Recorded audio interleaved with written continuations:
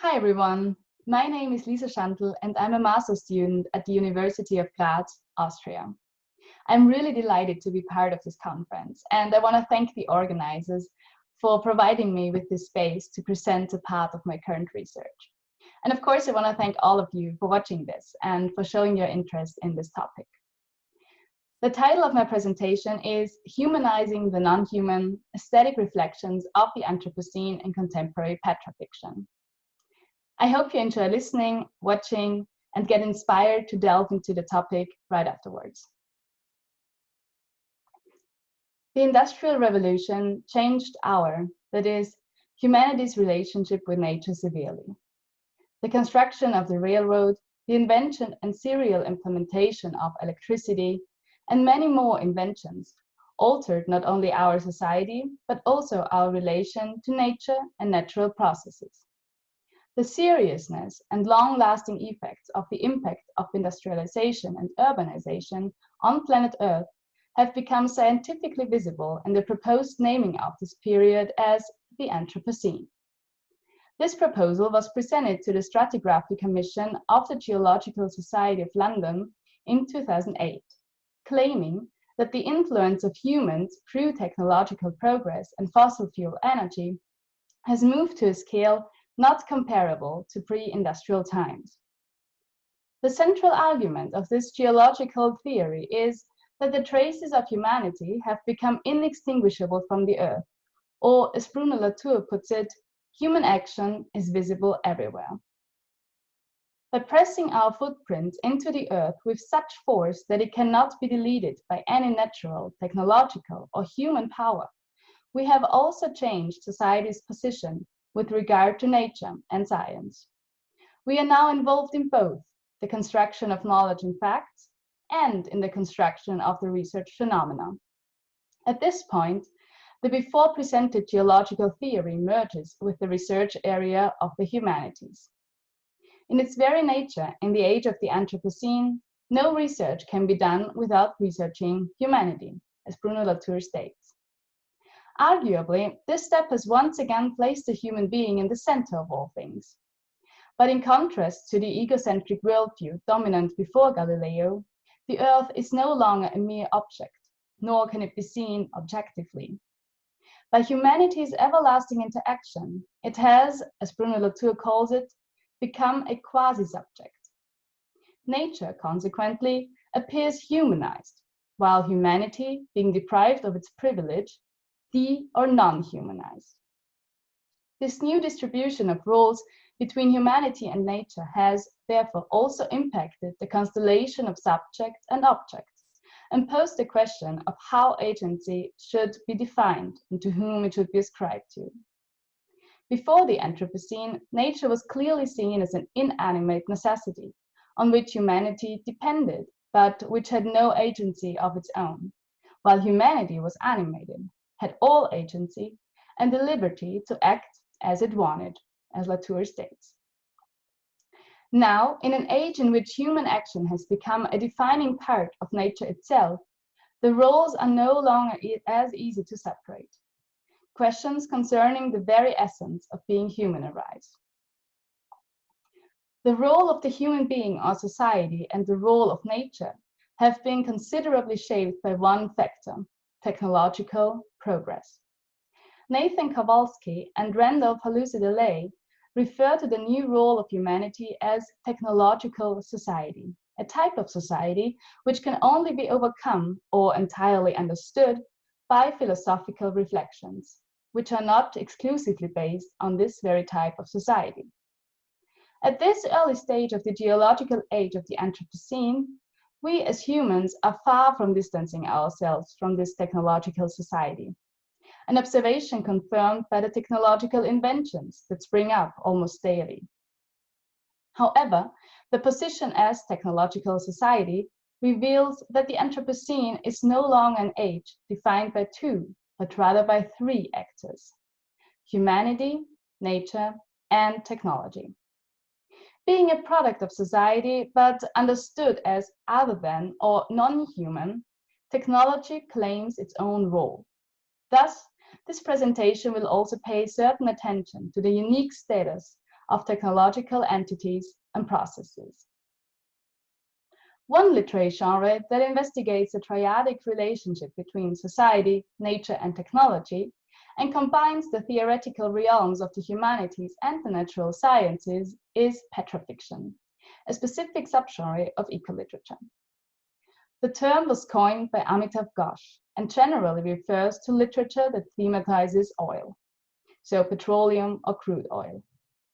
The two novels which will be analyzed in this presentation for their representation of subject-object relations between nature, society, and technology, namely Long Change by Don Gilmer and Heat and Light by Jennifer Hay, are recent examples of Canadian and US-American petrofiction. Oil and natural gas, the second of which being described as the logical refuge after oil in Long Change, are the central fuels thematized in both selected novels. They are the driving forces behind technological progress. Without such fossil fuels, technology could most certainly not have advanced to the stage it currently is at. Both works are especially suited for closer examination of the distribution of agency because they cover a wide span of time, which also coincides with the time span proposed for the age of the Anthropocene. So both novels refer back to the discovery of oil in Pennsylvania in the middle of the 19th century and reach up to the second decade of the new millennium. The investigation of both novels will be based on the ethical and aesthetic dimensions of eco-literature, proposed by Hubert Zapf. The ethical dimension examines how the human and non-human sphere interact with each other, while the aesthetic dimension asks how literature can be of relevance to an ecologically redefined model of humanity and of human culture. Thus, the relationship between society, nature, and technology will be examined, paying attention in particular to the use of literary devices and their impact on how the distribution of agency is depicted, and to what effect social-natural relations are mediated. Because oil and natural gas play such an important role in both selected novels, their intradiegetic appearance should be discussed in brief before moving on to a closer examination of the use and effect of literary devices. In general, oil and gas can be seen as natural products and commodity products, a distinction discussed thoroughly by Amy Riddle. Oil as natural product, on the one hand, refers to its original form, so a composition of plants and animals, which date back to about 100 million years ago, before society saw its value as fuel. Oil as commodity, on the other hand, refers to oil's value as a source of wealth and its power to generate luxuries, as it appears in a fossil economy. Both novels thematize both appearances of oil, while the characters become more ecologically conscious the farther the story progresses. What can be examined clearly is that nature's, or in this case, oil's role, is in the very end determined by the characters, so by society. Humanity's technological advances in the Anthropocene have positioned human beings on a throne, which gives them the power to decide the fortunes of natural resources. In Heat and Light, this power is contextualized in the preparations for a new drilling site. Quote, "Finally, they carve out a clearing, the size of a shopping mall. The bare space waits patiently, like a throne for a visiting dignitary. This is where the drill rig will sit." End of quote. The simile of a throne alludes to a hierarchy between humanity and nature, in which humanity shares its position on top with the technological gear needed to exploit whatever is below them, so nature. While the clearing in the woods is humanized as it waits patiently, technology is also humanized by ascribing to it the ability to sit. Thus, nature, technology, and society inherit a certain form of agency, but the throne is reserved to those who will exert it, so humans by steering their machines. In examining their interplay and interconnection, the distribution of agency among human and non-human entities is to be seen as a key factor. It is, after all, the acting force steering every involved party in a direction. In general, agency means the ability of a party or entity to have goals and thus to have meaning. They determine the succession of events by taking future scenarios into account. Or, as Bruno Latour states, acting means having their existence, their subsistence, come from the future to the present. Thus, agents possess the ability to choose their actions by interpreting effects and causes. They do so by, quote by Hubert Zapf, responding to changing demands of their environments by rearranging and recombining existing patterns of life, communication, and interpretation, end of quote.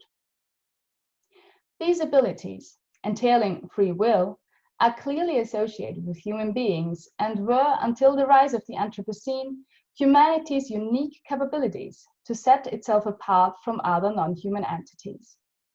The before suggested redistribution of agency among nature, technology, and humanity to allow for an increased and sustainable sensibility for the interplay between the human and the non-human spheres would inevitably involve a change of this unique position.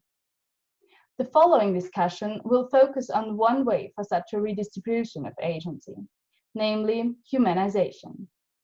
I have examined its counterpart, so naturalization, in the paper supporting this presentation, which of course you can request. Instances of humanizing non-human entities, so the natural environment, technological processes or machines, are numerous in both chosen examples of contemporary petrofiction. Dominant literary devices are personification and anthropomorphization, which both attribute living qualities to non-human entities, but on a slightly different scale. Personification represents an abstract term or an inanimate object as a character, so it qualifies a non-human entity as subject. Anthropomorphization, in turn, attributes human form or personality to things not human. It does not necessarily involve representing an abstract term or non-human entity as subject. It is sufficient if the general sense of being alive and owning a personality is conveyed. A subcategory of anthropomorphization is feminization, which means that female qualities are ascribed to a non-human entity. Also, anthropomorphization refers only to the human sphere, while personification can also include animation, so attributing living but not necessarily human qualities to a non-human entity or an abstract term. Animation and humanization in the forms of personification, anthropomorphization, and feminization appear frequently in Heat and Light and Long Change to characterize non-human entities, so nature and technology, in unique ways. A common form found in both novels is the comparison of non-human entities to parts of the human body. In Heat and Light, the road is compared to the arteries of the very old. Land is compared to necessary organs, like a lung or a kidney, and pipelines are depicted as a great neural network. Similar examples of similes and metaphors can be found in Long Change. Oil is described as breathing and moving and gathering like a lynch mob, and Nigeria is described as the mother lode of African oil. Similes are the most explicit form of poetic comparison, introducing their human or animated part with a comparison signifier. By associating roads, land, pipelines, oil, or countries with vital body parts and functions, they are featured as being vital for human survival too. Their function and utility for society are visible through their comparisons. For example, roads transport goods that are necessary for society's survival. Pipelines are necessary to deliver fuel to society's machines, and oil wells are necessary to create the fuel needed for these. Thus, technological inventions claim the right for existence by showing how vital they are to keep our living standards and survive in the form of similes and metaphors. Additionally, non-human entities are equipped with human and lively abilities in both examples of contemporary petrofiction.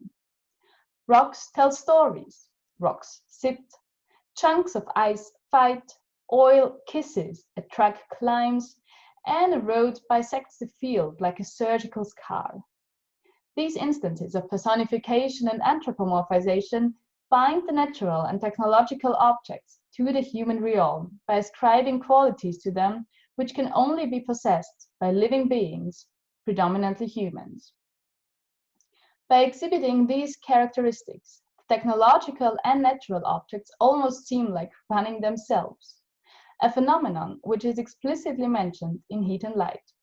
Quote, "The rig is lit around the clock with click lights. From a distance, it radiates a sulphurous glow, like a football stadium at night. Several trucks idle loudly.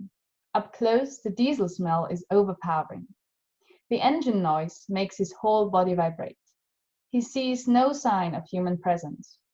It's as though the giant machines are running themselves." End of quote. The scenery which Devlin witnesses here evokes the image that the oil rig is entirely self-sufficient, without the need of human interference for proper function. The deployment of sensual details which ascribe greatness to the technological object, so a glow like a stadium, loud noise, overpowering smell, and the immediately felt impact of this process on the human being by vibration, suggest a sense of the technological sublime. By humanizing the machines, they entertain a power that goes beyond one that could be exhibited by human beings. As a consequence, by developing a life on their own, the machines are to be admired and feared at the same time. If non-human entities are not directly depicted as alive or human-like, they are associated with social qualities or characteristics, especially in long range. Rig lights appear like Christmas trees. The foundation of a company is compared to the upbringing of a child.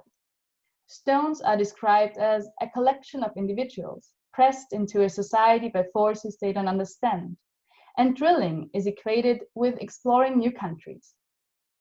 Furthermore, the oil industry is described as a poker game, and the noise of a rig's engines sounds like a symphonic range. These instances connect technological and natural non-human objects to human or social rituals, behavior, structures, habits, games, and culture. In search for similarities and avoidance of othering, the non-human sphere becomes more accessible through these depictions. The rig suddenly looks joyful, and the drilling seems like an adventure. The reader is almost tempted to imagine a drill rig sound like Beethoven's Ninth. As these non-human objects no longer appear as the other, our understanding of them is increased, but at the same time, our skepticism toward them is reduced. A very explicit form of anthropomorphization is feminization, a phenomenon which frequently appears in unison with sexualization in both novels. As humans identifying as female are often perceived as, quote by Amy Riddle, passive, trivialized, and valued for beauty only, end of quote, the general understanding of the feminization of nature is that nature then shares this perception. The male counterpart is viewed as active, strong, and powerful. This is certainly true for the following example from Heat and Light. Quote, "The low whine of the organ, its throaty mechanical pleasure, the giant grooved phallus boring 90 feet into the earth." End of quote. At this instance, the earth appears as a passive female object, while the drill bit is the active, O-pressing male subject. Interestingly enough, the scene is also an instance of humanizing both nature and technology. But agency and the role of the active subject are only ascribed to the masculine technological part. Other instances discuss the sexualization of the drilling procedure quite overtly. Quote, "Fracking, the word sounds subliminally obscene, a gentle euphemism for fucking." End of quote. This is what Daryl, Rich's brother, thinks in Heat and Light. The same scene takes a sexual analogy even further, as it metaphorically links the contamination of the water supply and the cause of cancer to sexually transmitted diseases. Other instances for sexualization and feminization appear in Long Change, as a geologist describes the ability to murmur to the earth. Quote, "You can't hear it? Like a murmur. Language, man. We are literally fucking the earth." End of quote. and the protagonist Rit is said to have an affair with the earth. Quote, "You wooed it, you fucked it." End of quote. Furthermore, in cases in which technological gear, such as a pipe, is associated with female characteristics, it is in the passive role, being acted upon by either humans or other machines. Thus, humanizing non-human objects does not necessarily place these objects in the active role of the subject. Quite on the contrary, by feminizing and sexualizing them, they can become even more passive and objectified. As a consequence, humanizing the non-human entities' nature and technology has positive and negative effects. Strategies of personification and anthropomorphization certainly bear the potential to increase society's sensibility for the non-human sphere by moving it from the position of the other to the position of the familiar. Furthermore, by showing nature and technology as being alike, our respect for both increases, and we value their contributions to our living standard as emanating from their own agency and achievements. At the same time, however, humanizing the non-human also reduces our critical stance toward natural events and technological innovations. Their comparison to vital body functions allows them to claim the right for existence. Human interference in the emergence of technological inventions and in the mitigation of natural phenomena is no longer worth aiming at, because society has lost its controlling function. Additionally, the humanization of nature and technology has shown that these non-human entities are not humanized to equal extents. Technology might tend to overpower nature, as nature often appears feminine and machines masculine. As technology turns against nature, as discussed by Maria Löschnigg, nature and humanity run the risk of becoming objects of the technological subject, if technology is animated or humanized. To sum up, a humanization of the non-human sphere is very disputable, and while being able to increase our sensibility for the overall natural and technological realm, it does not necessarily increase our understanding of the interconnectedness of society, nature, and technology. Literary devices such as personification and anthropomorphization, in combination with similes, metaphors, and analogies, have been found essential tools to research the subject-object relations between human and non-human entities in contemporary ecofiction. They paved the way for future research in respect to society's understanding of their interaction with the non-human sphere, involving both nature and technology. They foreground the powers involved in this interaction and aesthetically connect patterns of thought with ecological structures, therefore becoming themselves a liminal space of interaction between the human and the non-human domain. In this way, literature showcases a reconnective function, as Maria Löschnigg calls it, which redefines society's engagement with the non-human. The outline of a model which would view all involved human and non-human parties as equal players, and thereby ensure the highest level of sustainability, may lie in between the processes of naturalization, so the process that I discussed in the paper supporting this presentation, and humanization, either in a fruitful and truly flexible distribution of subject and object roles, or in the positioning of all human and non-human entities on the same level by viewing them from a completely new angle outside the human-non-human binary. Due to the limits of this presentation, an investigation of such objects has to be continued elsewhere, but I hope that this detailed discussion of one option to increase society's sensibility for the non-human sphere, namely humanization, through literary devices, has been shown as a promising foundation for future research. Thank you all for watching.